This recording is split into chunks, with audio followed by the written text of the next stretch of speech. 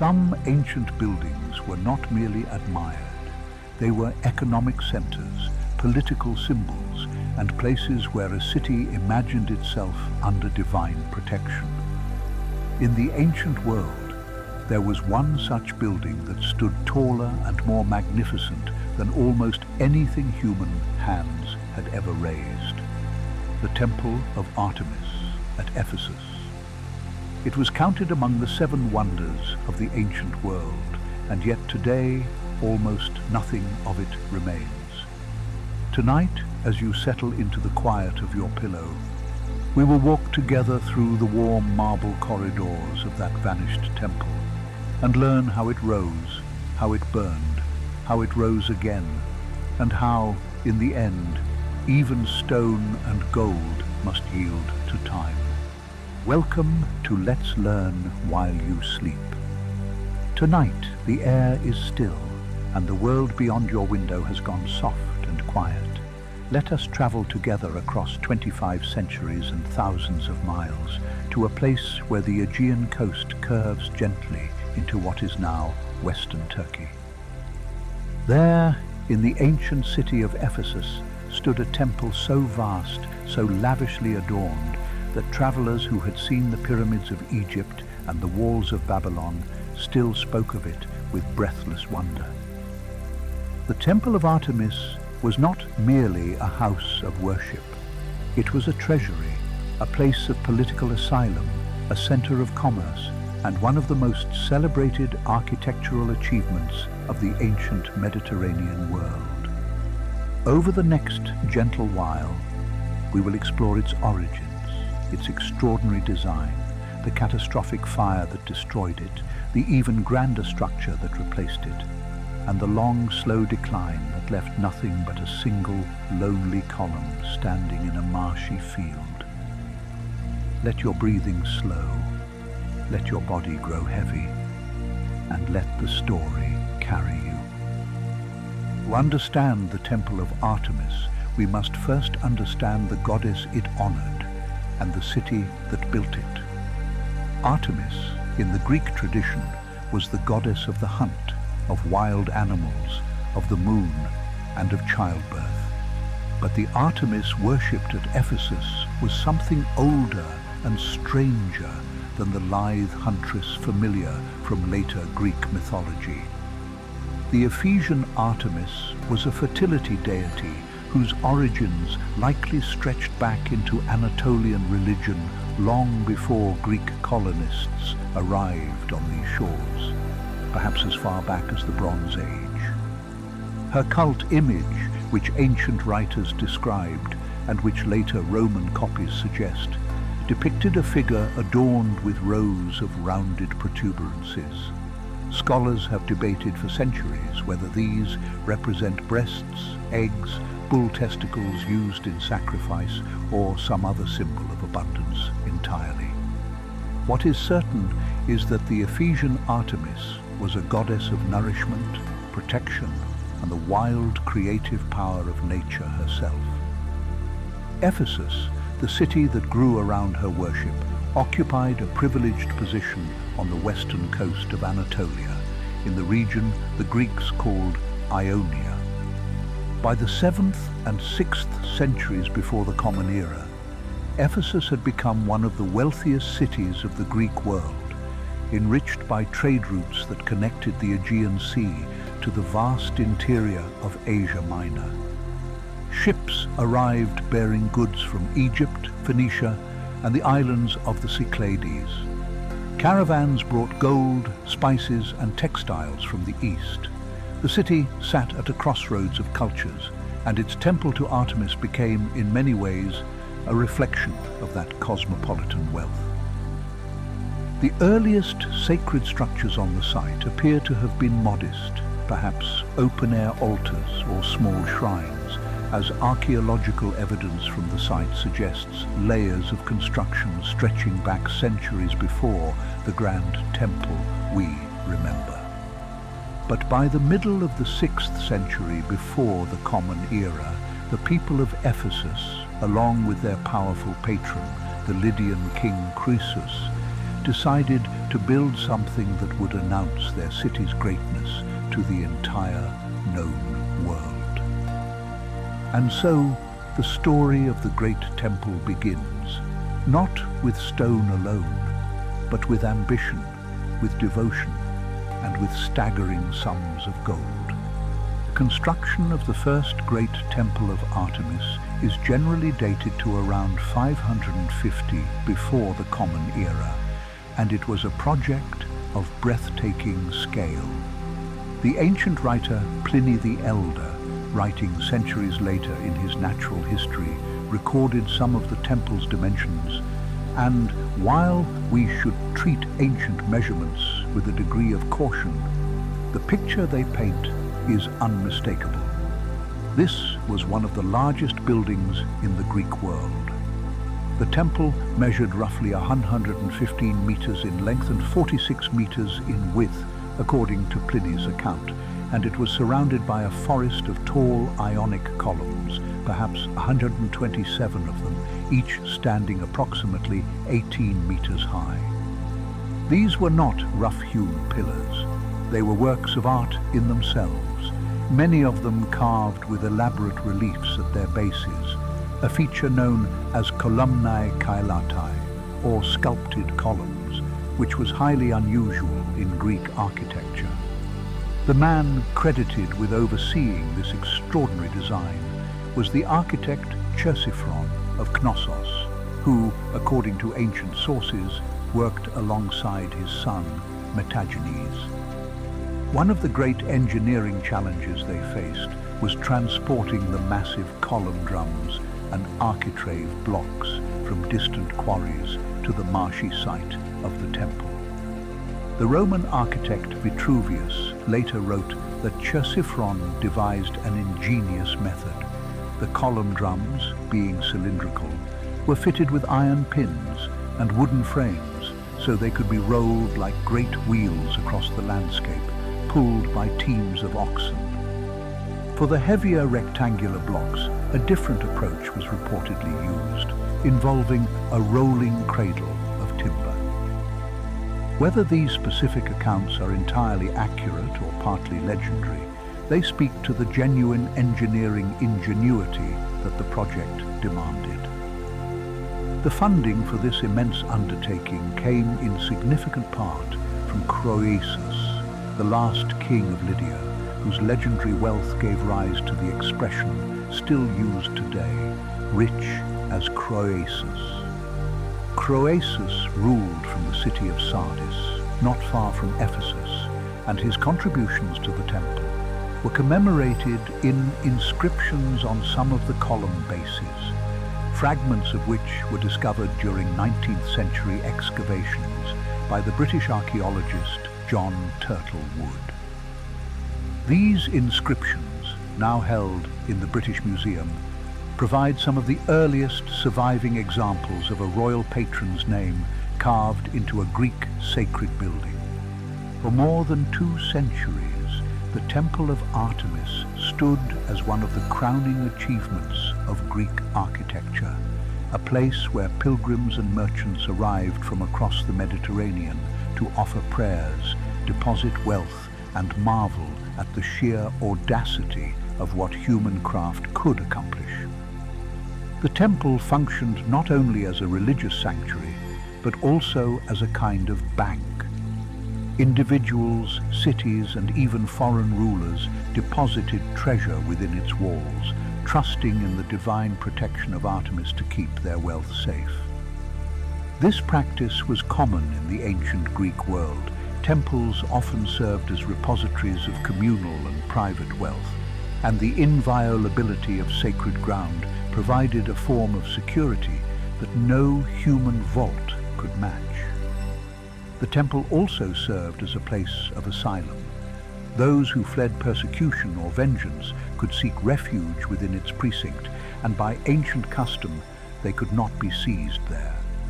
This right of asylum, known in Greek as asilia, made the temple a powerful political institution, for the priests and the city of Ephesus effectively controlled who received protection and who did not. And then, On a night in the year 356 before the Common Era, the unthinkable happened. A man named Herostratus set fire to the temple.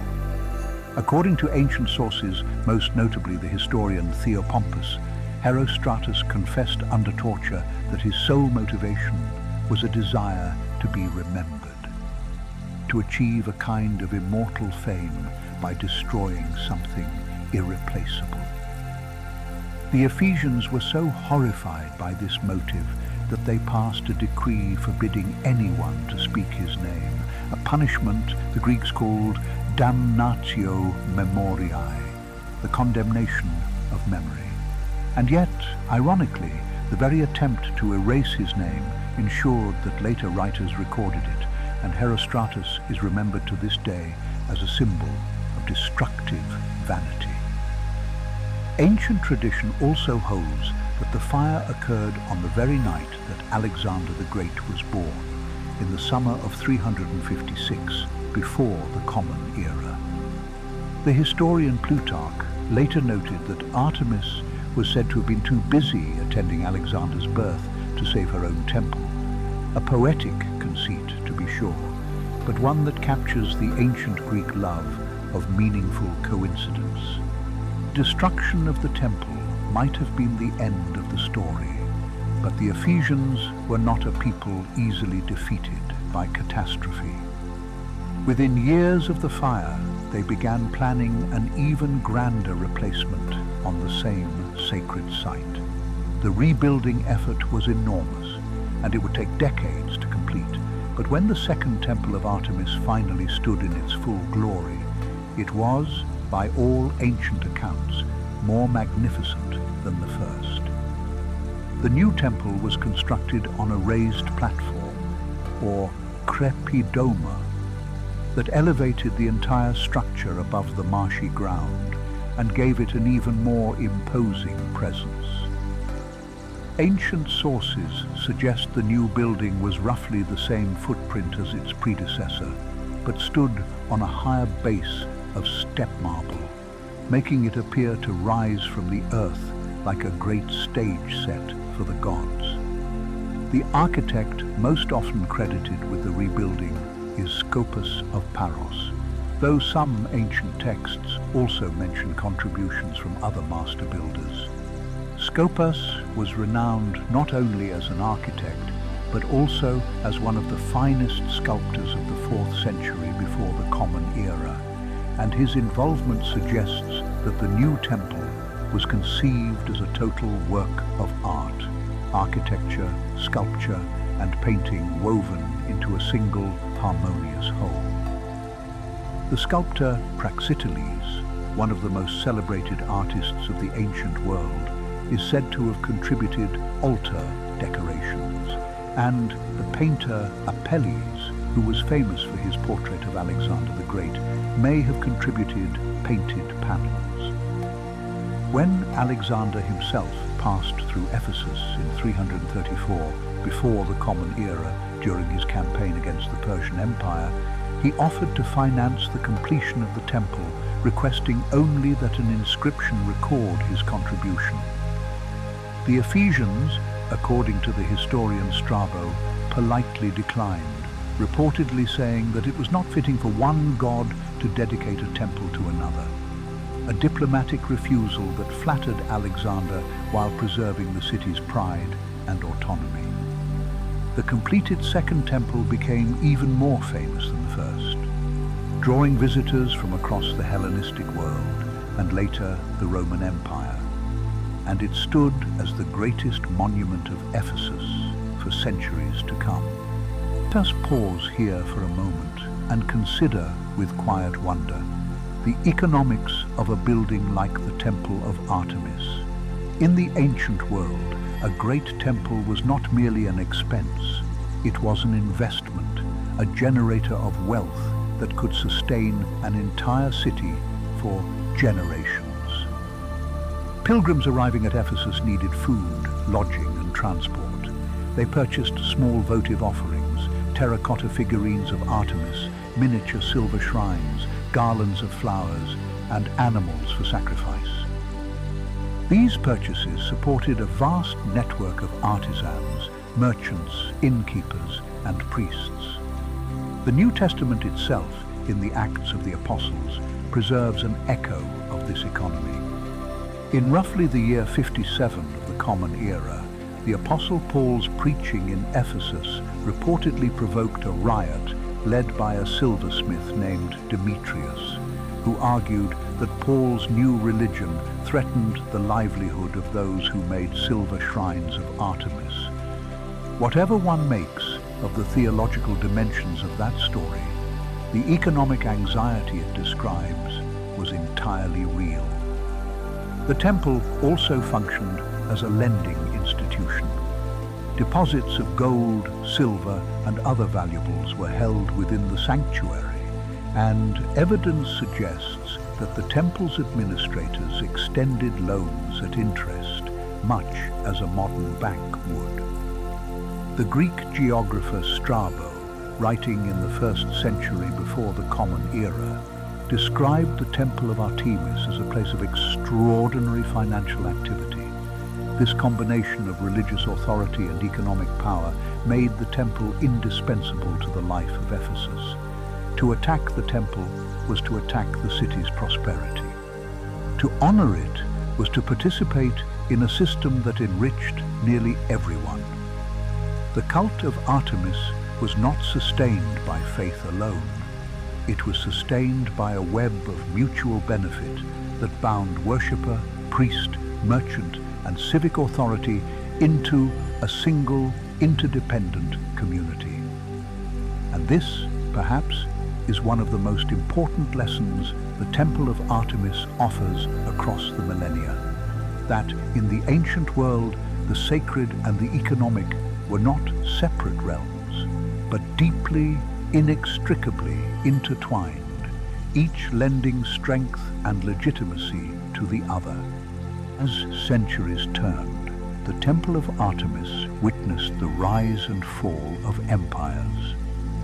After Alexander the Great's conquests reshaped the Eastern Mediterranean in the late 4th century before the Common Era, Ephesus passed through the hands of his successors, the Diadochi, and became part of the Seleucid Empire, then the Kingdom of Pergamon, before eventually falling under the dominion of Rome in 133 before the Common Era, when Attalus III of Pergamon bequeathed his kingdom to the Roman Republic. Under Roman rule, Ephesus flourished as never before. It became the capital of the Roman province of Asia and grew into one of the largest cities in the entire empire, with a population that may have reached 200,000 or more at its peak. The temple remained the spiritual heart of the city throughout this period, and Roman emperors, ever mindful of the political value of religious patronage, honored it with gifts and protections. And yet, beneath this surface of prosperity, slow forces were gathering that would eventually bring the temple's story to an end. The harbor of Ephesus, which had been the source of the city's commercial wealth, was gradually silting up. The Cayster River, which flowed past the city, deposited sediment year after year, and despite repeated dredging efforts, the harbor grew shallower and the coastline crept further away. This environmental process, which unfolded over centuries, would eventually strangle the city's maritime trade and contribute to Ephesus's long decline. Meanwhile, a new religion was spreading across the Roman world, one that would prove far more transformative than any silting harbor. Christianity, born in the Roman province of Judea, reached Ephesus early. The Apostle Paul spent roughly 3 years in the city, according to the Acts of the Apostles, and the Epistle to the Ephesians, attributed to Paul, became one of the foundational texts of the early church. Ephesus was also later associated with the Apostle John and, by some traditions, with Mary, the mother of Jesus. The seeds of a profound cultural transformation had been planted in the very shadow of Artemis's great temple. Final centuries of the Temple of Artemis are a story of slow erosion rather than sudden catastrophe. As Christianity grew from a persecuted minority into the official religion of the Roman Empire, a transformation formalized under Emperor Theodosius I in the late 4th century of the Common Era, the old pagan temples found themselves increasingly marginalized. Imperial edicts prohibited pagan sacrifice and closed temples across the empire. The Temple of Artemis, once the pride of an entire civilization, became a target rather than a treasure.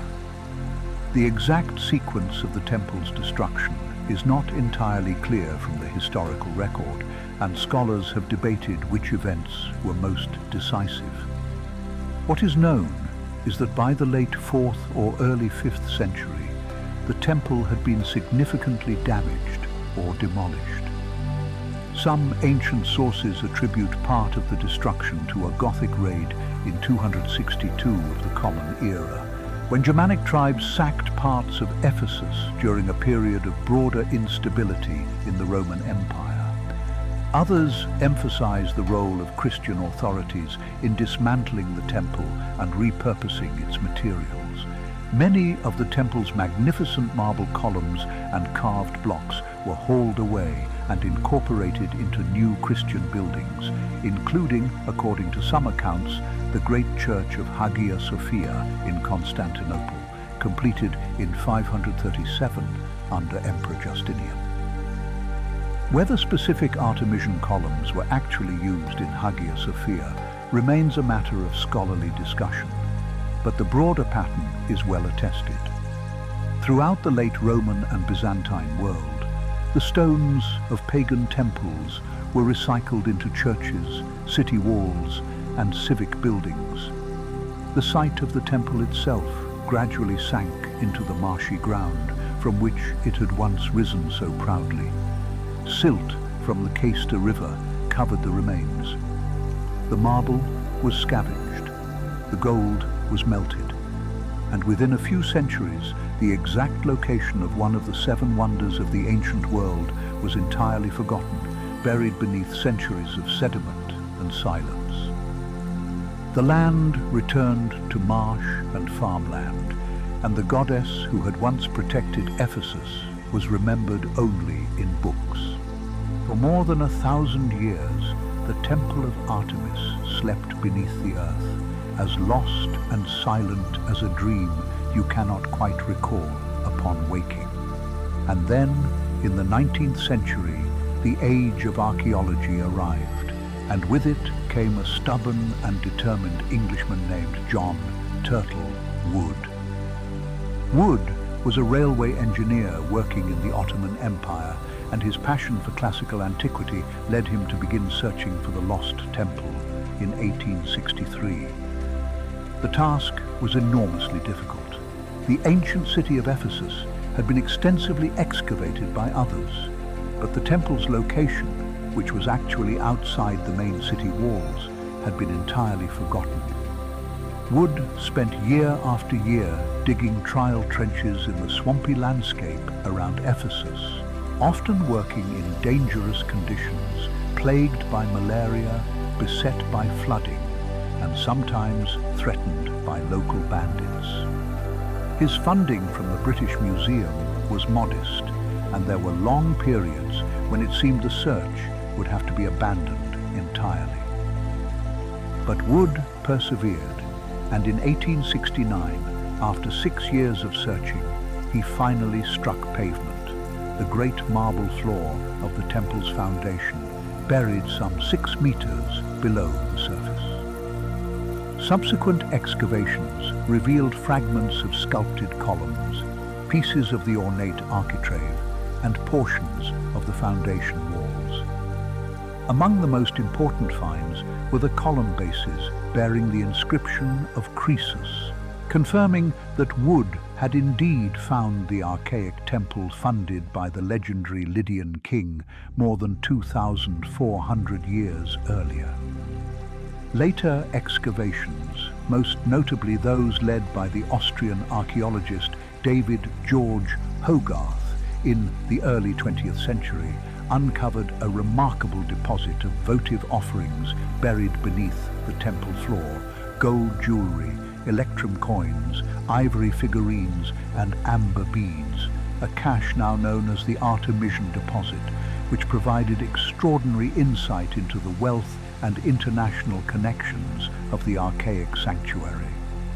These artifacts, along with Wood's column fragments, reside today in the British Museum, quiet witnesses to a vanished splendor. And so we come to the question that lingers in the quiet air of this night. What was the Temple of Artemis truly, when we step back far enough to see it whole? It was, of course, a feat of architecture, one of the grandest buildings ever constructed in the ancient Mediterranean. Its forest of Ionic columns, its sculpted friezes, its painted and gilded surfaces would have presented a spectacle of color and light that our modern image of pale, stripped-down classical ruins can scarcely convey. We tend to imagine Greek temples as austere white marble, but scholarship over the past century has made abundantly clear that ancient Greek buildings were vividly painted. Blues, reds, golds, and greens adorned their surfaces, and the Temple of Artemis would have been no exception. It was also a political instrument. The city of Ephesus drew power and prestige from the temple's fame, using its sacred status to negotiate favorable terms with whatever empire happened to hold dominion at the time: Lydia, Persia, the Hellenistic kingdoms, Rome. The right of asylum granted by the temple gave Ephesus a unique form of political leverage, and the wealth deposited within its walls made the city a financial center of genuine importance. But perhaps most profoundly, the temple was a place where human beings reached towards something beyond themselves. The goddess Artemis, in her Ephesian form, represented the wild, generative power of nature, the force that brings forth life from the soil, that guides animals through the forest, that governs the mysterious rhythms of birth and growth and renewal. To stand before a temple, to pass between those towering columns and enter the dim, incense-scented interior, was to enter a space where the ordinary world fell away and something larger, something older, something numinous pressed close.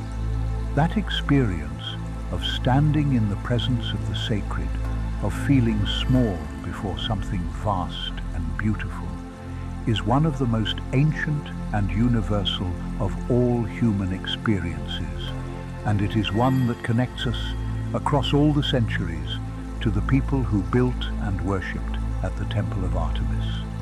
Now, let your thoughts drift gently as a leaf drifts upon still water to the engineering marvel that lay beneath the temple's beauty. The site chosen for the Temple of Artemis was, from a structural standpoint, one of the most challenging in the ancient world. It sat on alluvial soil near the floodplain of the Cayster River, soft, marshy ground that would seem entirely unsuitable for a building of such colossal weight. And yet, the ancient builders chose this site deliberately. According to the Roman architect Vitruvius, the architects selected marshy ground specifically to protect the building from earthquakes, which were common in the seismically active region of western Anatolia. The reasoning, as Vitruvius explained it, was that the soft, waterlogged soil would absorb and dissipate the shock waves of an earthquake rather than transmitting them rigidly into the building's foundations. Modern seismic engineering confirms that this intuition had real merit. Soft soils can indeed attenuate certain types of seismic waves, though they can also amplify others, a complexity the ancients may not have fully understood. To prevent the massive temple from simply sinking into the marsh, the builders reportedly laid a foundation of charcoal and fleece, layers of compacted charcoal to provide drainage and deerskin fleeces to distribute the load. This account, again preserved by Pliny the Elder, has fascinated engineers for centuries. Whether it describes the actual technique or represents a somewhat idealized tradition, the underlying principle, creating a stable, well-drained foundation in waterlogged soil, reflects genuine engineering sophistication. The construction of the columns themselves was equally remarkable. Each column was assembled from stacked cylindrical drums of marble, precisely shaped and polished so that the joints between them were nearly invisible. The drums were connected by bronze or iron dowels set in lead, and the fluting, the vertical grooves that give Ionic columns their characteristic elegance, was carved only after the column was fully assembled and standing, to ensure perfect continuity from base to capital. Every detail bespoke a civilization that understood the marriage of beauty and precision.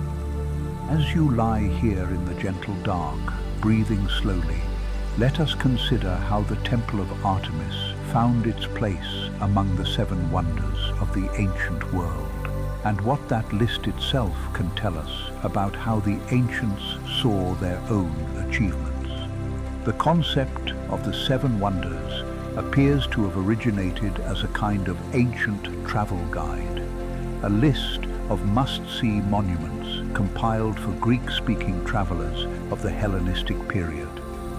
The earliest known list is sometimes attributed to the engineer Philo of Byzantium, who may have written in the 3rd or 2nd century before the Common Era, though the text attributed to him survives only in later copies and its authorship is debated. Other ancient writers compiled their own lists, and while the specific monuments included varied somewhat, the Temple of Artemis appeared on virtually all of them. What is striking about the 7 wonders is what they reveal about ancient values. The list includes no natural wonders, no mountains, no oceans, no great forests. Every item is a human creation, a testament to what craft, ambition, and organized labor could achieve. The Great Pyramid of Giza, the Hanging Gardens of Babylon, whose very existence remains debated by scholars. The statue of Zeus at Olympia, the mausoleum at Halicarnassus, the Colossus of Rhodes, and the Lighthouse of Alexandria. Together with the Temple of Artemis, these monuments represented the pinnacle of human ingenuity as the ancient Mediterranean world understood it. Of the original 7, only the Great Pyramid survives substantially intact today. The others have been destroyed by earthquake, fire, neglect, or deliberate dismantling. The Temple of Artemis, which was perhaps the most celebrated of them all during antiquity, is among the most completely vanished. Today, the site of the temple is marked by a single reconstructed column, assembled from fragments found during excavations, standing alone in a flat, marshy field near the modern Turkish town of Selçuk. It is a poignant sight, that solitary column, a single finger pointing upward, as if to remind the sky that something magnificent once stood here. There is one more thread of this story that deserves to be drawn softly through the dark, and it concerns the coins of Ephesus. For in the tiny space of a coin, we can sometimes read the story of an entire civilization. Some of the earliest coins ever minted in the Western world were produced in or near Ephesus. The invention of coinage is generally attributed to the Kingdom of Lydia, and the earliest known coins, small lumps of electrum, a natural alloy of gold and silver, date to roughly the late 7th century before the Common Era. Several of these early electrum coins were found in the Artemision deposit, buried beneath the temple floor, making them among the oldest coins ever discovered in a controlled archaeological context. These coins are tiny, irregular things, often bearing the impression of a lion's head or a simple geometric punch mark, and yet they represent one of the most transformative inventions in human economic history. Before coinage, trade relied on barter or on weighed quantities of precious metal, which required scales and expertise to verify at every transaction. Coins standardized value. They allowed a stranger to walk into a market in a city they'd never visited and buy bread, wine, or passage on a ship, trusting that the small disc of metal in their hand was worth what the issuing authority promised.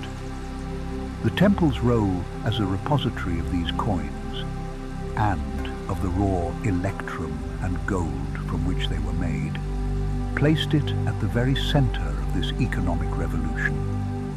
In a sense, the Temple of Artemis was not merely a witness to the birth of money. It was one of its cradles. The wealth that flowed through the sanctuary, the trust that sacred authority lent to economic transactions, the international connections that pilgrimage and trade created, all of these forces converged in the shadow of those great columns, and the coins buried beneath the temple floor are the quiet, tangible proof of that convergence. Hold that thought gently as you drift. That tiny discs of metal, no larger than a fingernail, once carried the weight of an empire's trust. Let us turn now, in these deepening hours, to the sacred landscape that surrounded the temple and gave it meaning beyond its walls. The Temple of Artemis did not exist in isolation. It was the centerpiece of a sacred precinct, a temenos, as the Greeks called it, that included altars, smaller shrines, processional ways, and ritual spaces where the festivals of Artemis were celebrated with music, dance, sacrifice, and communal feasting. The greatest of these festivals was the Artemisia, an annual celebration that drew participants from across the Greek-speaking world. During the Artemisia, athletic competitions were held, musical performances were staged, and elaborate processions wound through the streets of Ephesus and into the temple precinct. The festival was not merely a religious observance, it was a civic spectacle, a demonstration of Ephesus's wealth, culture, and devotion to its patron goddess. Inscriptions found at Ephesus describe the detailed regulations governing the festival, the order of processions, the types of sacrifices to be offered, the prizes for athletic victors, and the civic officials responsible for organizing the events. These inscriptions provide a remarkably vivid picture of ancient religious life, revealing a world in which the sacred calendar structured the rhythm of the entire year, and in which civic identity and religious devotion were woven together so tightly that they could scarcely be distinguished. The landscape around the temple also included sacred groves, wooded areas dedicated to the goddess where hunting, that most Artemisian of activities, may have been ritually practiced or symbolically invoked. The connection between Artemis and wild nature was not merely abstract theology, it was lived experience, enacted in the trees and fields and marshy waterways that surrounded her greatest sanctuary. As you breathe slowly here in the dark, you might imagine the sound of those ancient processions, the murmur of voices, the scent of burning incense and roasting meat, the distant notes of a double flute carried on the warm Ionian breeze, all converging on a temple that blazed with color under the Mediterranean sun. And so we arrive at the quiet end of our journey through the ages, where the story of the Temple of Artemis becomes something more than history. It becomes a meditation on what endures and what does not. The temple's marble has been scattered across continents. Its gold was melted and recast into forms its creators never imagined. Its columns, if they were indeed reused in Hagia Sophia or other Byzantine churches, may still bear loads today in structures dedicated to an entirely different understanding of the divine. Nothing in the physical world is truly destroyed. It is only transformed, recomposed, returned to the great slow cycle of matter that gives all things their fleeting shape. The atoms that once composed the Temple of Artemis are still here, somewhere on this earth, woven into soil and stone and water, and perhaps in some immeasurable fraction, into the air you are breathing at this very moment. What has been lost is the arrangement, the particular ordering of matter into columns and walls and painted friezes that, for a few centuries, created a space where human beings could stand in the presence of something they felt to be sacred. And yet even that arrangement is not entirely gone. It persists in the descriptions of Pliny and Strabo and Vitruvius. It persists in the fragments held in museums. It persists in the careful reconstructions of archaeologists and architects who've labored to imagine what the temple looked like in its full glory. And it persists tonight in your mind, in the images and ideas that have been gently placed there over the course of this quiet hour. The Temple of Artemis lives, in some real sense, every time a human being pauses to contemplate it. Every time someone reads an ancient text, studies a column fragment, or simply lies in the dark and wonders what it must have been like to walk between those towering columns and smell the incense and hear the distant hymns. In that moment, the temple is rebuilt, if only for the span of a thought, in the only material that truly defies time: human imagination. Consider for a moment the economic machinery that allowed a temple of such staggering proportions to exist at all. Ephesus, by the 5th and 4th centuries before the Common Era, had become one of the wealthiest port cities in the ancient Mediterranean world, a place where merchant vessels arrived laden with goods from Egypt, Phoenicia, and the far reaches of the Black Sea. The harbor, which opened onto the Cayster River and then the Aegean beyond, was the beating heart of this prosperity. And the Temple of Artemis stood not merely as a monument to faith, but as an institution deeply woven into the fabric of commerce itself. Ancient sources, including the writings of Strabo, who lived in the 1st century before the Common Era, describe the temple precinct as functioning somewhat like a bank, a place where individuals and city-states alike could deposit wealth under the protection of the goddess. This practice of temple banking was not unique to Ephesus, for sanctuaries across the Greek world served similar roles, yet few commanded the same degree of trust and prestige as the great shrine of Artemis. The deposits were considered inviolable, shielded by divine authority from seizure or theft, and this sacred guarantee attracted enormous sums from across the region. Interest was charged on loans extended from these deposits, and the revenue flowed back into the maintenance and beautification of the temple grounds. In this way, the spiritual and the financial existed in a kind of quiet symbiosis, each sustaining the other across generations.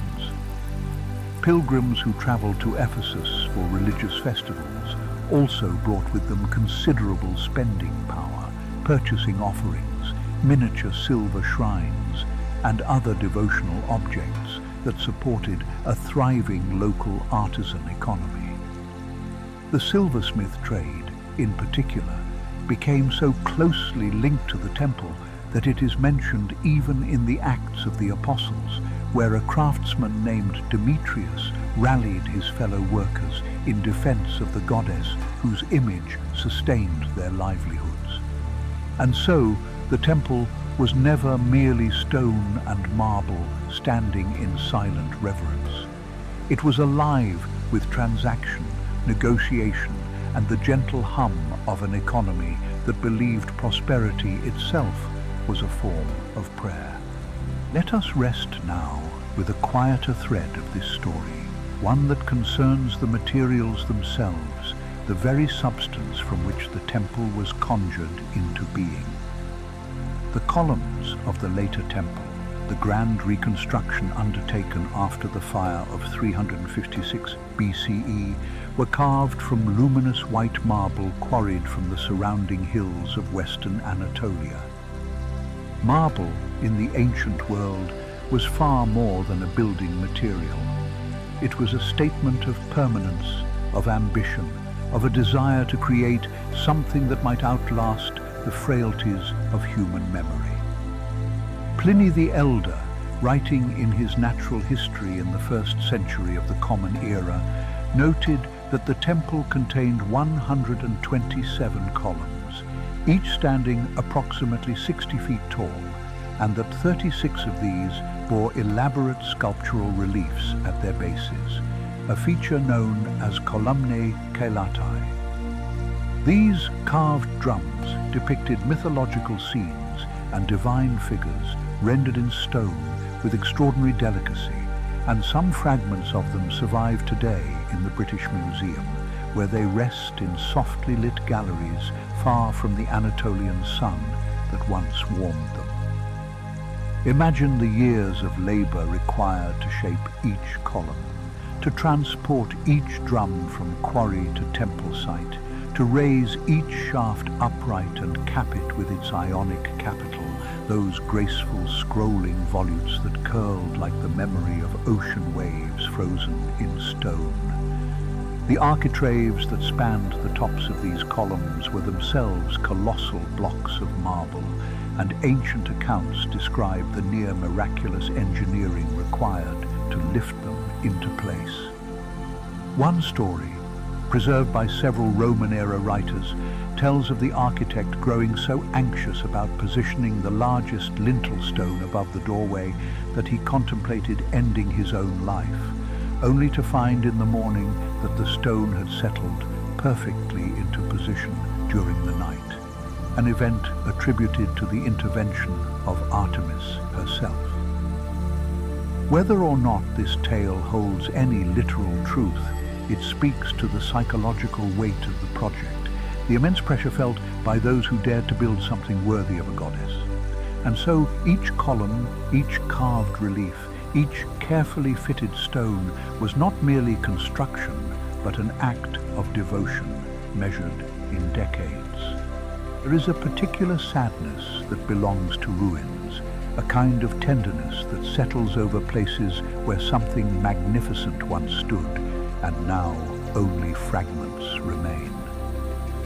The site of the Temple of Artemis today lies in a marshy lowland near the modern Turkish town of Selçuk.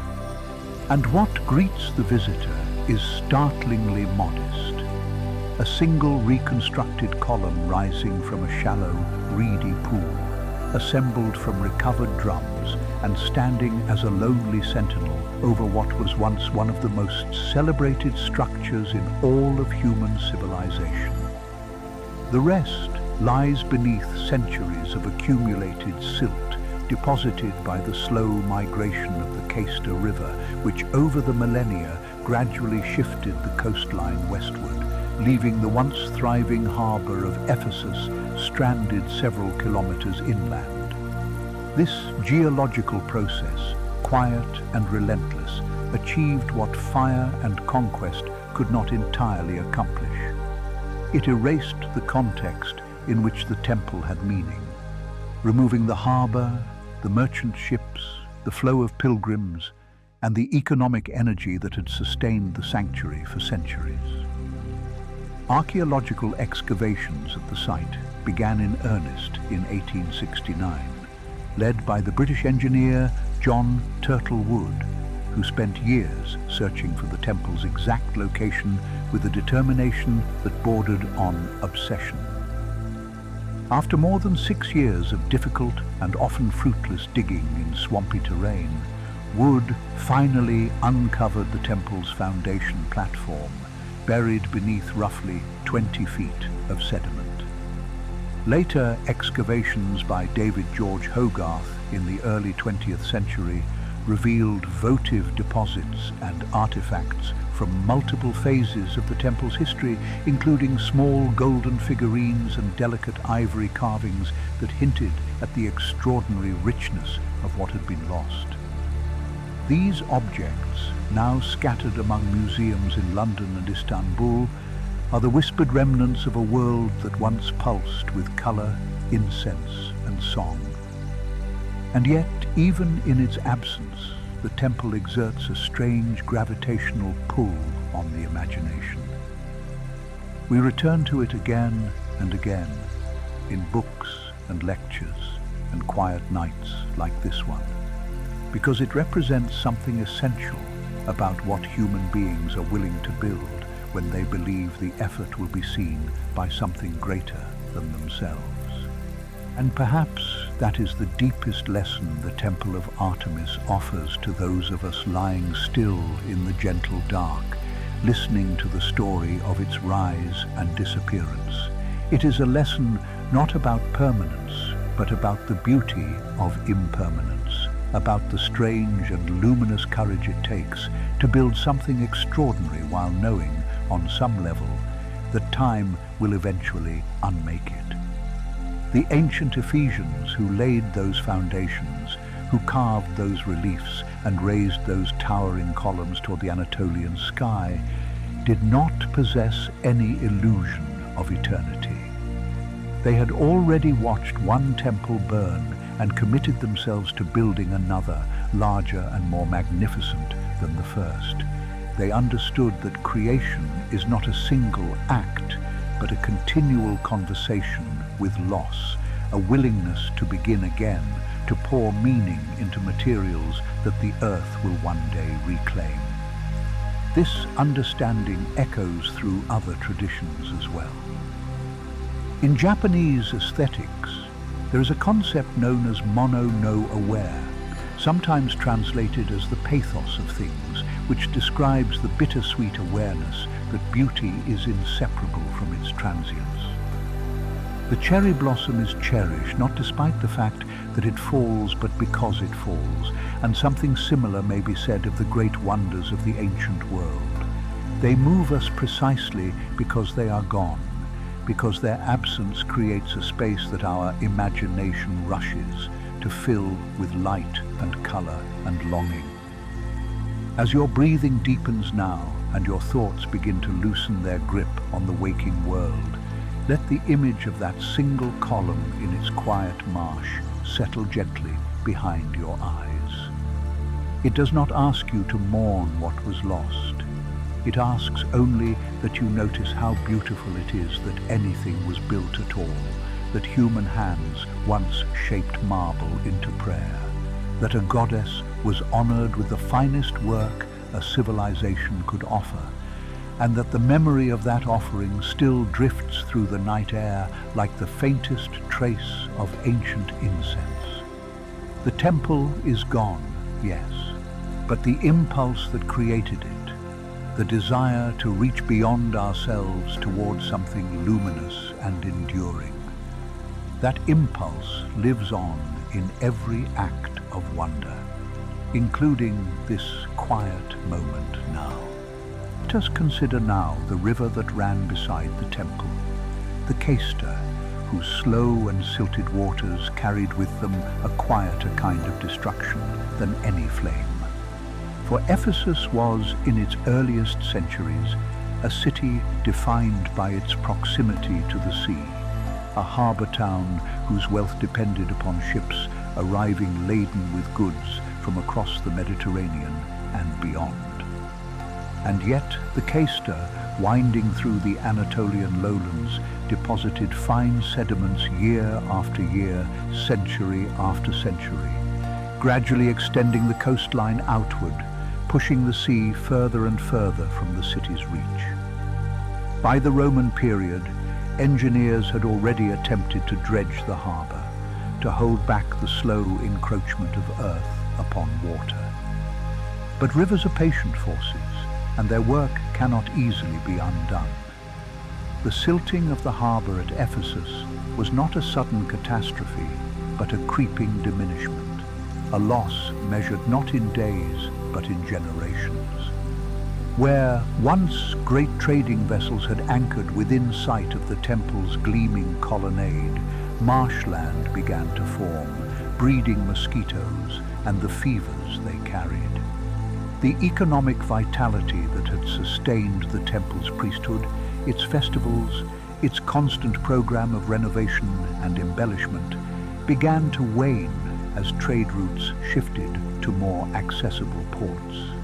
And so the temple lost not only its political protectors, but its economic foundation, the steady flow of commerce and pilgrimage that had kept its marble clean and its rituals unbroken for hundreds of years. This is a pattern repeated throughout the ancient world, the slow geological betrayal of cities that had once seemed eternal. Miletus, not far to the south, suffered a similar fate, its harbours filling with silt until the sea became a distant memory. These were not failures of human will or imagination, but reminders that even the grandest constructions exist at the mercy of processes far older and more persistent than any civilization. The Caister did not intend to destroy Ephesus, of course. It simply carried soil from the mountains to the plains, as it had done for millions of years before the first stone was ever quarried for the temple. There is another chapter we might gently unfold, one that concerns what the temple meant not merely to those who worshipped within it, but to those who simply passed by, travelers and merchants and soldiers who glimpsed its columns from the road and felt, for a moment, the strange compression of awe and insignificance that sacred architecture is designed to produce. Ancient accounts tell us that the temple stood on a raised platform, a crepidoma of broad steps, and that its forest of columns, said to number 127 in the final reconstruction attributed to the architect whose name some sources give as Chirocrates or Dinocrates, created a kind of twilight within even at midday. Imagine arriving at Ephesus after weeks at sea, your ship rocking in the harbour, the salt still clinging to your skin, and there before you, rising above the rooftops and the market stalls, stood this monument of such scale that the mind could not quite hold it. The columns alone were roughly 18 meters tall, each one the height of a 6-story building, and many of the lower drums were adorned with sculptural reliefs, a feature so unusual that the Greeks had a specific term for such columns, columnae kelatai, carved columns that blurred the boundary between architecture and art. Pliny the Elder, writing in his Natural History in the 1st century of the Common Era, noted that 36 of these columns bore such sculptural decoration, gifts from kings and patrons who wished their generosity to be literally carved into the structure of the divine. Consider the effect of walking among those columns, your footsteps echoing against marble, the light filtering down in pale shafts through the spaces between, the scent of incense drifting from the inner sanctuary where the cult statue of Artemis stood in her strange and ancient form. This was not merely a building, it was an orchestrated experience of the senses, a slow unfolding of wonder designed to prepare the visitor for an encounter with something greater than themselves. And perhaps that is what we lose most completely when a temple falls, not the stone or the gold, but the lived experience of moving through space made sacred by human intention. And yet, the temple did not vanish all at once. Its decline was a slow exhalation stretched across centuries as the world around it changed in ways that no amount of marble could resist. When the Roman Empire formally adopted Christianity under Theodosius I in the late 4th century of the Common Era, the old pagan sanctuaries across the Mediterranean entered a long twilight. Theodosius issued a series of decrees, culminating in those of 391 and 392, that prohibited pagan sacrifice and ordered the closure of temples throughout the empire. Whether the Temple of Artemis was formally closed by imperial decree or simply abandoned as its worshippers dwindled remains a matter of scholarly discussion, but the effect was the same. The great sanctuary, already diminished by the loss of trade and the shifting of political power, found itself without the community of belief that had sustained it for so many centuries. What followed was not dramatic destruction, but something more melancholy, a gradual scavenging of materials. Marble columns were carted away to be reused in churches and civic buildings. Some of the green jasper columns from the temple's final incarnation are believed to have been transported to Constantinople, where they were incorporated into the Hagia Sophia, consecrated in 537 under Emperor Justinian. If this attribution is correct, and some art historians consider it plausible though not proven, then fragments of the temple still stand today, embedded in the walls of one of the most celebrated buildings on earth, transformed from pagan sanctuary to Christian cathedral to Ottoman mosque to modern museum. There is something deeply moving in this thought, that stone cut for Artemis might still bear the weight of Justinian's dome, that sacred material might outlive the faith for which it was first quarried. The earth, too, reclaimed what it could. Floods deposited layers of silt over the temple platform. The marble that remained was slowly buried beneath centuries of accumulated soil. By the medieval period, the exact location of the temple had been forgotten entirely, its memory preserved only in texts that fewer and fewer people read. It was not until the 19th century that the temple was found again, and the story of its rediscovery carries its own quiet drama. John Turtle Wood, a British architect and engineer who had been working on railway stations for the Ottoman government, became convinced that the temple could be located beneath the swampy ground near the village of Ayasoluk, close to modern-day Selçuk in Turkey. He began excavating in 1863, funded by the British Museum, and for 6 long years he dug through waterlogged soil and accumulated debris without finding the temple itself. Consider the persistence this required, season after season of trenches yielding Roman roads and Byzantine walls, but not the prize he sought. The constant struggle against rising groundwater that flooded his excavations, the skepticism of those who wondered if the temple would ever be found at all. It was on the 31st of December, 1869, that Wood's workers finally struck the pavement of the great temple, some 6 meters beneath the surface. 6 meters of history had accumulated above those sacred stones, centuries compressed into layers of silt and rubble and forgotten time. What Wood uncovered was fragmentary but unmistakable, portions of the temple platform, sections of sculptured column drums, and architectural elements that confirmed the descriptions left by ancient writers.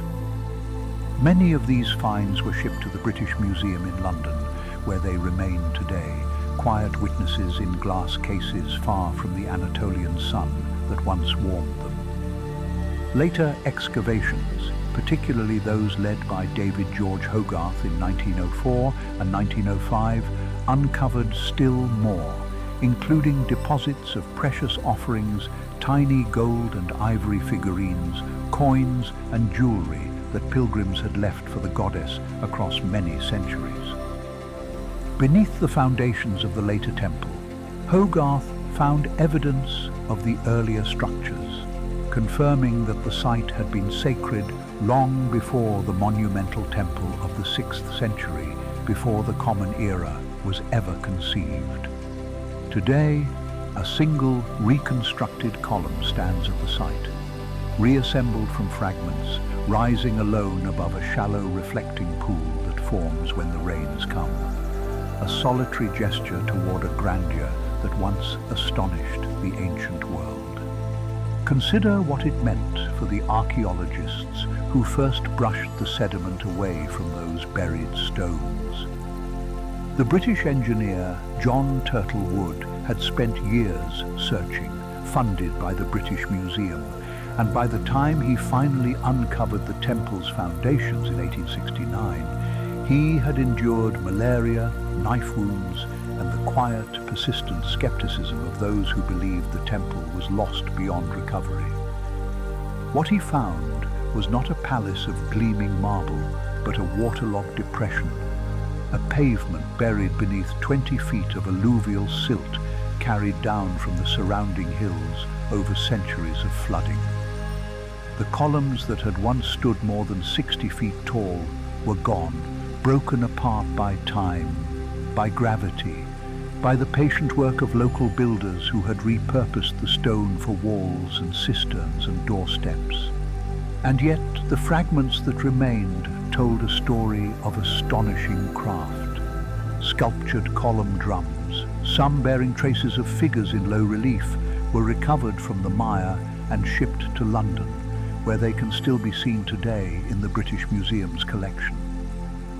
Later excavations, led by David George Hogarth at the turn of the 20th century, revealed deposits of gold, ivory, amber and electrum buried beneath the temple floor, offerings that had accumulated across generations of worship.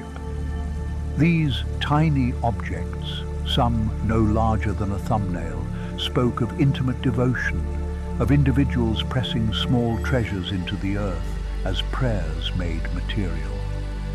Among them were coins from the Kingdom of Lydia, believed to be among the earliest coins ever struck, reinforcing the deep connection between the temple and the invention of currency itself. Ephesus was a place where the sacred and the economic were woven together so tightly that to separate them would be to misunderstand the ancient world entirely. Each small artifact pulled from the mud was a whisper from someone who had once stood in the temple's shadow, heart full of longing or gratitude, placing something precious into the keeping of the goddess, trusting that the offering would endure long after the hand that gave it had turned to dust and silence. There is something worth holding gently in the mind as sleep draws closer, and it is the idea that the Temple of Artemis was never truly one building.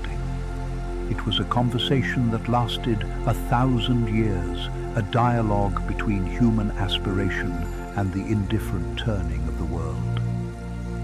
The first sacred structure on that site may have been little more than a wooden shrine, a simple enclosure around a sacred tree or a meteorite that the people of early Ephesus believed had fallen from the heavens. Over the centuries, that modest beginning was rebuilt and enlarged, each generation adding its own layer of ambition and reverence, until the archaic temple of the 6th century BCE rose under the patronage of King Croesus of Lydia, whose legendary wealth-funded columns of unprecedented height.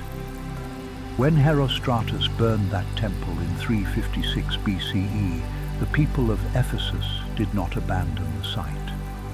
They built again, and the version that Alexander the Great reportedly offered to finance was even grander than the one before, though the Ephesians politely declined his offer, preferring to fund the reconstruction themselves.